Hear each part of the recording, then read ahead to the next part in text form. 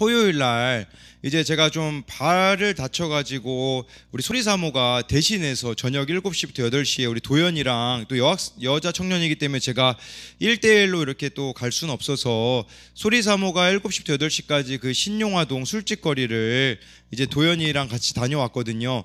그때 이제 제가 예찬이랑 한결이를 봐야 되는 상황이었는데 이 예찬이가 갑자기 요새 글씨를 좀 써요, 얘가요. 그래서 뭐 자기 이름도 이렇게 쓰고요. 근데 그날은 얘가 조금 오바를 하더라고요. 무슨 오바를 하냐면 아빠 이름을 자기가 써보겠다고 그러더니 그 이름을 가가지고 써서 가지고 왔어요. 뭐라고 이렇게 제 이름을 써서 가지고 왔는지 보니까 강상공이라고 써서 이렇게 가지고 왔더라고요.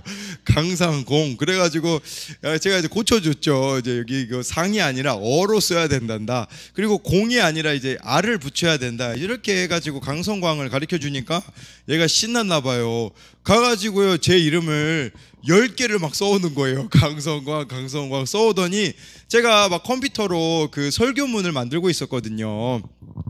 제 컴퓨터에다 다 붙이는 거예요. 막 여기 아빠 이거 보라고. 그래서 제가 컴퓨터를 할 수가 없는 이런 지경에 이르게 되었거든요. 근데 그런 모습을 보면서 무슨 생각을 하게 됐냐면 하나님이 제가 아빠로서 아들을 봤을 때 정말 감동받은 거는 뭐 대단한 일을 아들이 한 게 아니거든요. 근데 그 아들이 그냥 아빠를 기억하고 아빠의 이름을 적어준 이게 저에게는 대단히 크게 다가오게 되더라고요.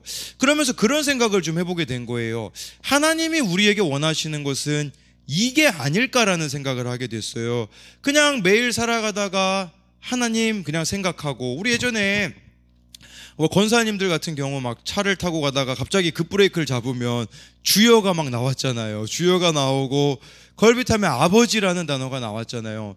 그런 모습이 우리들 가운데 이루어지는 거, 일상 가운데 정말 하나님을 기억하고 하나님을 위하여서 작은 순종을 하면서 살아가는 그런 모습이 아닐까라는 생각을 좀 하게 되었거든요. 반면에요, 조금 이제 우리 강한결을 생각해 보니까요.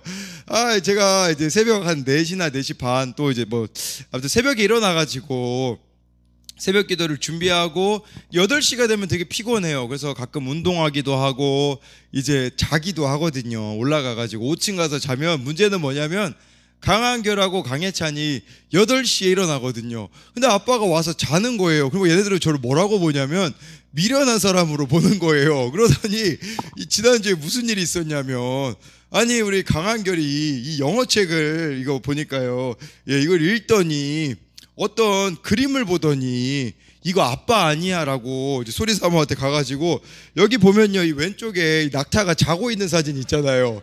이거를 소리사모한테 가가지고 뭐라고 이야기하냐면 아빠야? 이렇게 물어봤다고 하더라고요. 그래서 아빠는 뭐 이렇게 자고 있는 사람 뭐 이런 의미죠. 제가 이거를 청년들한테 이렇게 이야기하니까 뭐 까만 거는 맞네요 뭐 이제 그렇게 말한 청년이 뭐 있기도 했었었는데, 참 이렇게 아빠의 마음을 모를 때 그때 참 아빠의 마음이 좀 그런 거죠. 저 이런 생각을 좀 해보게 된 거예요.